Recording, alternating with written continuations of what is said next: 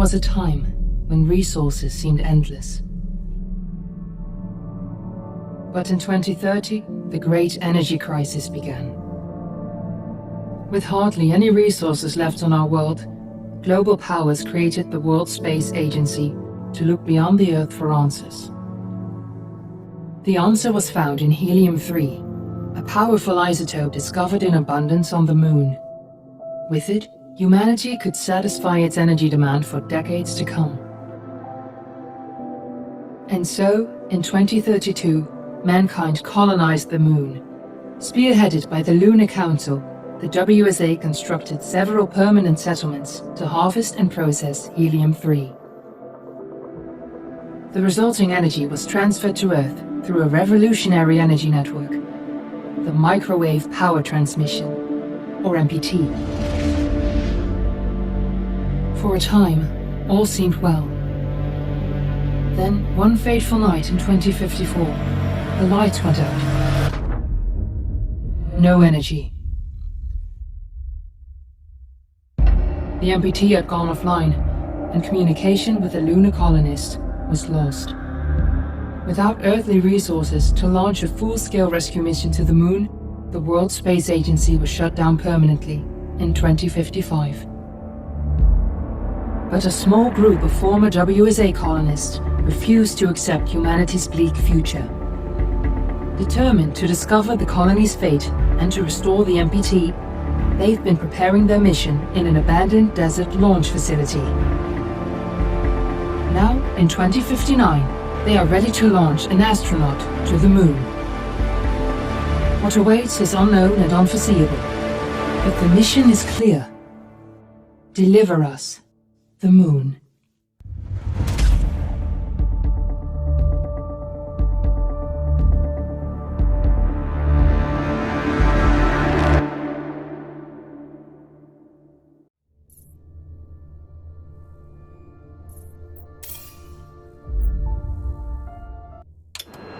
Friends and family of the missing lunar colonists gather all around the world tonight in remembrance of the 2054 MPT blackout that resulted in a global power outage and the loss of contact with the lunar colony.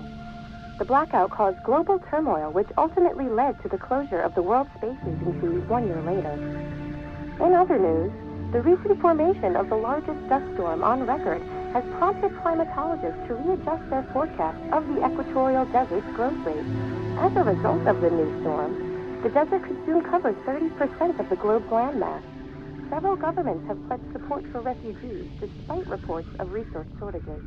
The dust storm is expected to hit residential zones between the northern 49th and 50th latitude lines by late afternoon and pass over the World Space Agency's former MPT ground station in the Adirau Desert. Authorities have imposed a mandatory... We're ready to start the mission. Do you copy? For countries north of the equatorial desert, temperatures are expected to be a mild 46 degrees Celsius.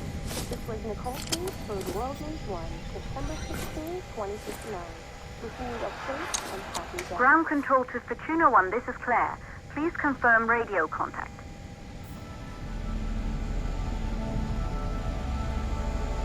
Radio contact confirmed. Make your way to the launch platform and prime the rocket for liftoff. We have to launch before the dust storm hits.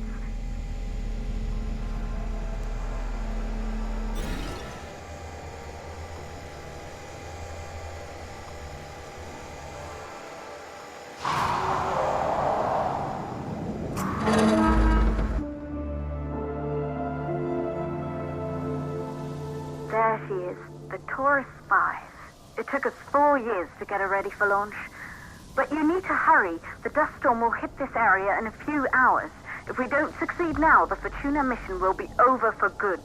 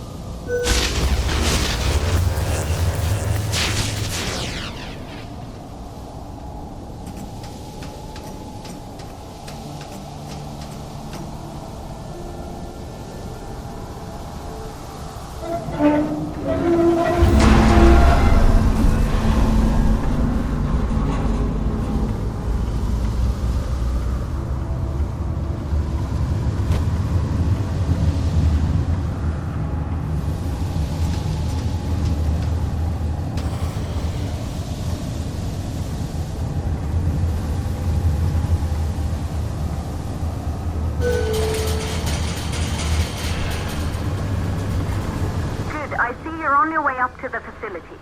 The control center is located on the top floor. There you can prime the rocket for launch.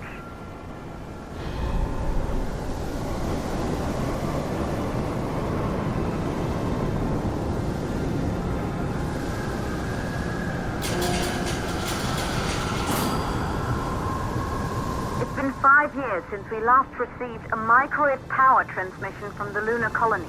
At first, no one believed it would be possible to transmit energy from the moon back to Earth, but the WSA proved the skeptics wrong. Just like you will, when you get the MPT back online.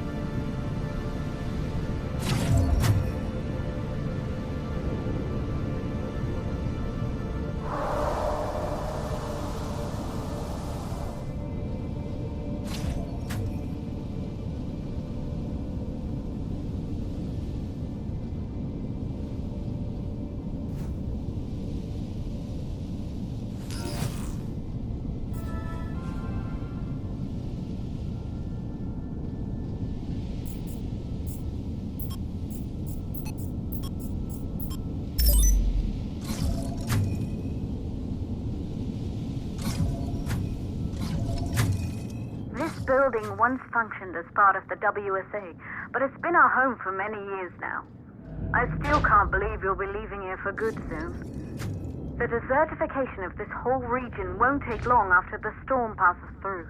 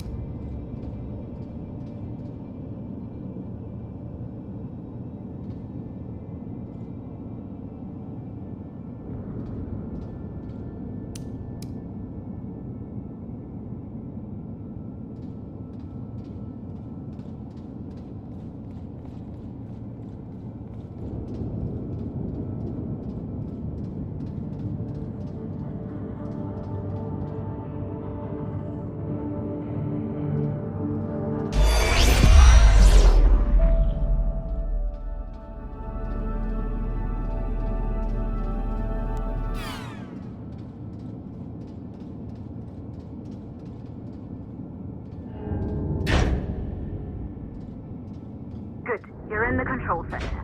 Get the rocket ready to launch as fast as possible.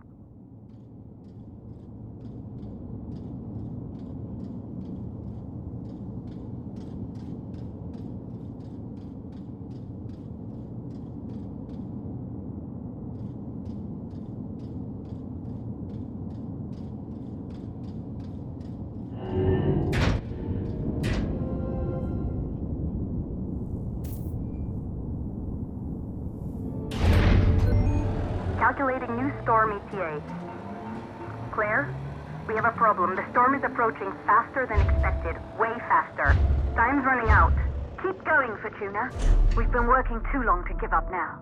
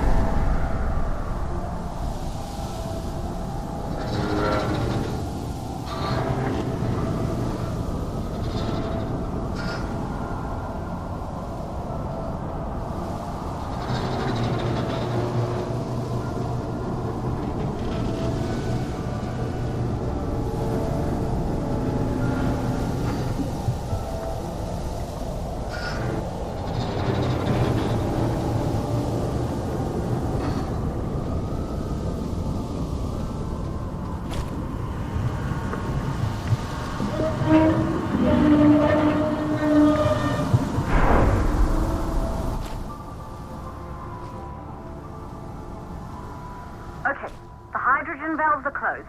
Head back inside the control center to prime the rocket for launch.